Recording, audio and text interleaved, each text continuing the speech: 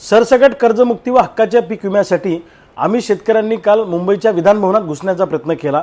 मोठं आंदोलन विधानभवनाच्या प्रवेशद्वारावर झालं। अनेक शेतकरी झाडावर चढून बसले, त्यामुळे सरकारची तारांबळ उडाली आणि जे सरकार चर्चेला तयार नव्हतं शेतकऱ्यांशी, ते सरकार अखेर चर्चेला तयार झालं। जलसंपदा मंत्री गिरीश भाऊ महाजनांच्या माध्यमातून आज विधानभवनात मुख्यमंत्री देवेंद्रजी फडणवीस यांच्याबरोबर जवळपास आमची पाऊण तास चर्चा झाली।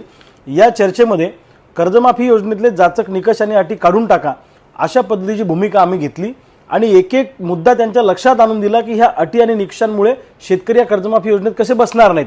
त्यांनी या मागण्या तुमच्या रस्त्यात असं सांगितलं आणि कर्जमाफी योजनेमध्ये सुधारणा करण्यासाठी सरकार तयार आहे हा शब्द त्यांनी आम्हाला दिला।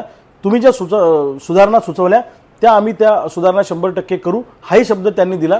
दुसऱ्या बाजूला बोगस बियाणाचा विषय आहे, पीक कर्जाचा विषय आहे, 2024 आणि 25च्या पीक विम्याचा विषय आहे, सी बिलचा विषय आहे, खतं पीजीआरचा विषय आहे आणि सोयाबीनच्या कापसाच्या भाववाढीचा विषय आहे, तेलावरील आयात शुल्क वाढवणे, डीओसी निर्यात करणे, सोलर पंपाला पर्याय वीज कनेक्शन देण्याचा विषय आहे। अशा अनेक विषयांची चर्चा, जवळपास 35 मुद्द्यांची चर्चा या बैठकीमध्ये झाली।